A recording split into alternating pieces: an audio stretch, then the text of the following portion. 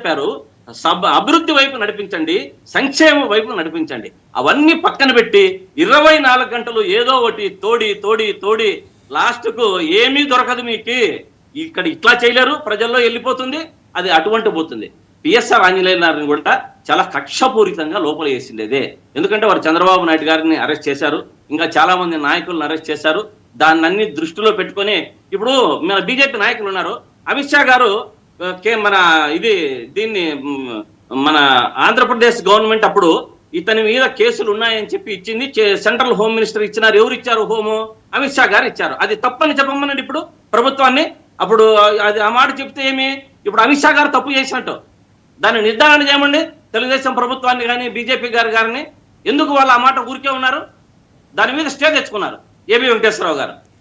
ఇటువంటి కక్షపూరితంగా మేము కక్షపూరితంగా చేయలేదు కాబట్టి వదిలిపెట్టేశారు. కాబట్టి ఇటువంటి శాంతి ప్రసాద్ గారి దగ్గరికి వెళ్దాం. శాంతి ప్రసాద్ గారి దగ్గరికి వెళ్దాం.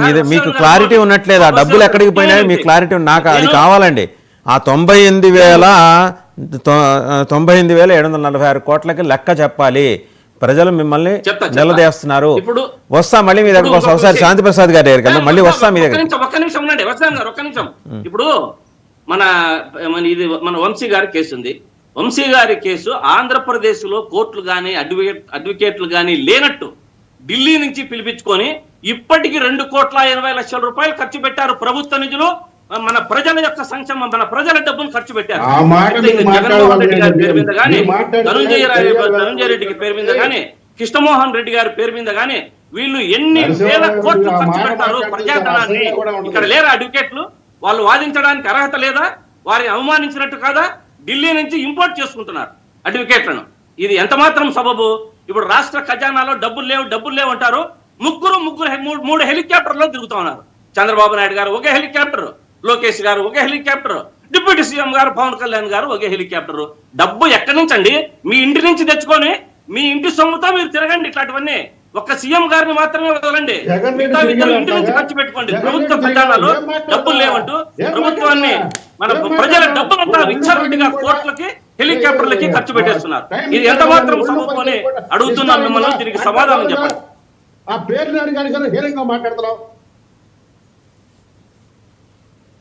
మీరు అడిగిన దానికి సమాధానం చెప్పండి అంతే. మీరు ఎక్కువ వేరే విషయాలతో మీరు చెప్పిన దానికి సూటిగా మేము అడిగిన దానికి ప్రశ్నకు సమాధానం చెప్పండి. మీరు చెప్పితే వినేదానికి మేము చెవులో పూలు పెట్టుకోలేము. ఇక్కడ మేము చెవులో పూలు పెట్టుకోలేదు, ప్రజలంతా. ఏం మాట్లాడుతున్నావు నువ్వు? తాడేపల్లి పీటలు పాడుస్తావా? పాడించి చూడు ఏముందని పాడుతావు పీటలు. మాటికి బద్దలు కొడతాం, కేసులో లోపలేస్తాం. ఏందయ్యా మీరు వచ్చేది లోపల? ఈ రోజులు ఎందుకున్నారు లోపల? అదే తప్పు చేసింటే ఊరికే అనవసరంగా. శ్రీకాంత్ గారు ఒక నిమిషం, నాకు ఐ హావ్ క్వశ్చన్స్ ఫర్ శాంతి ప్రసాద్ గారు. సరే, ఇప్పుడు 98,746 కోట్లు మొత్తం లెగ్గగట్టింది మోకా ఆనంద్ సాగర్ గారు. ఇప్పుడు ఆయన మొత్తం నాయకత్వం వహించాలి. ఆ డబ్బులన్నీ ఎక్కడికి పోయినాయి?